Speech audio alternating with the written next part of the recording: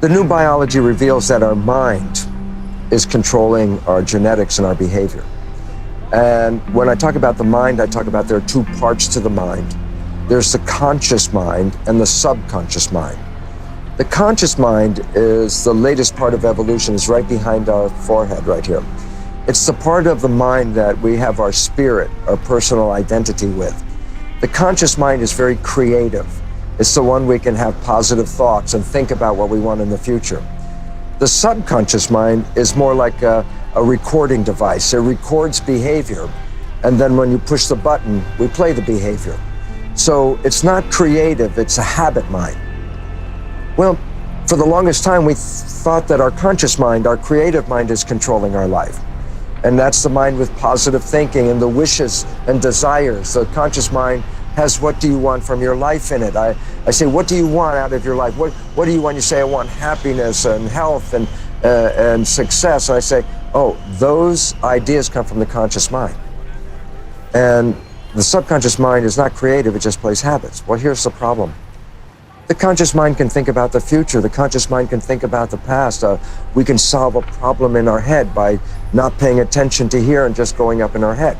So the point, the conscious mind is always moving from thought to thought to thought, moving around. So I say, well then, if the conscious mind's not paying attention, then who is running the life day to day, all the things we do, driving the car, doing the job? If our mind is moving, it turns out our subconscious mind.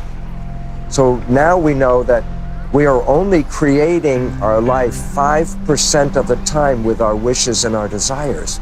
95% of our life comes from the habits. And I go, whoa, well then we have a problem, because the fundamental habits, the first habits that we learned them from our parents, from our family, and our community. And this is the beliefs that went first into our subconscious mind. So I say, when you are being conscious, using your conscious creative mind, you're doing what you want. But the moment the conscious mind moves and thinks about something, then by default, we go to the subconscious. And I go, oh, but the main programs in the subconscious are other people's programs. We got them from our parents or from our family. And so now we find out 95% of our life is from the subconscious programs. And this is where a lot of issues come from, for a simple reason.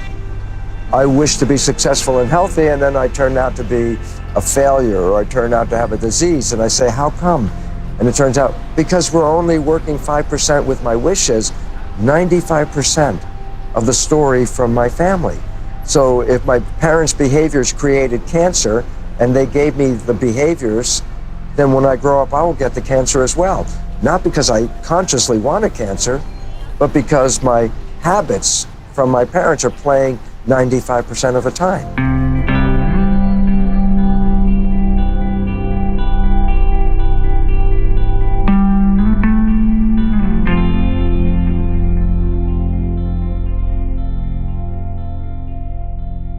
Well, this changes the way we do psychology for a very important reason. Because now we see the two minds as separate minds. Conscious is not subconscious. That conscious learns in a different way. Subconscious is more habit.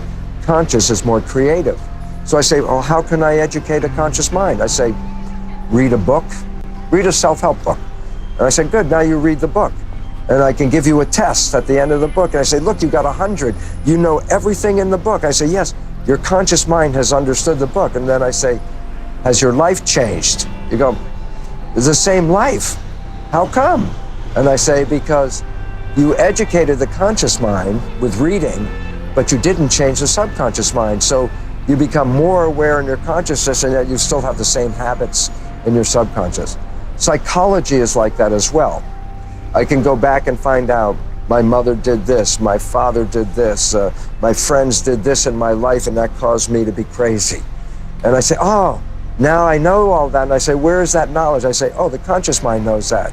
I say, now that the conscious mind is aware of why you're crazy, does your life change? And I say, no, because the conscious mind learns that way, the subconscious mind learns in a different way. So if you want to change the programming in the subconscious mind, which really runs our life, we can't have the conscious mind talk to the subconscious mind. Some people say, I'm going to give myself a good talking. I will tell myself not to do this again. and it never works. And the reason is this: there is an entity in the conscious mind, you, and the subconscious mind is a machine. So you try to talk to the machine, but there's nobody in there. And that's why we are not successful at changing the old patterns. So there are 3 ways to change the subconscious mind. And this is the 3 ways the subconscious mind learns. The subconscious mind can learn from hypnosis. This is how we got the first 6 years of programming in our subconscious. The subconscious mind can learn from habit.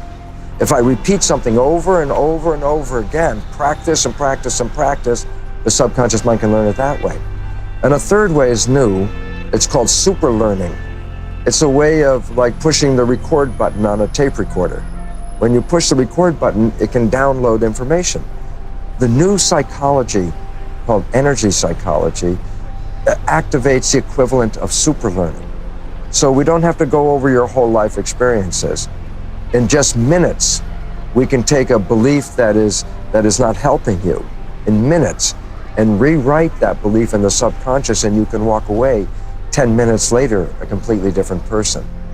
I'm very excited by this psychology because the world is in a lot of stress. We don't have a lot of time like the old-fashioned psychology takes years. The new psychology takes minutes. And this is very important for humans because we need to change our lives as soon as we can to create a better, sustainable world.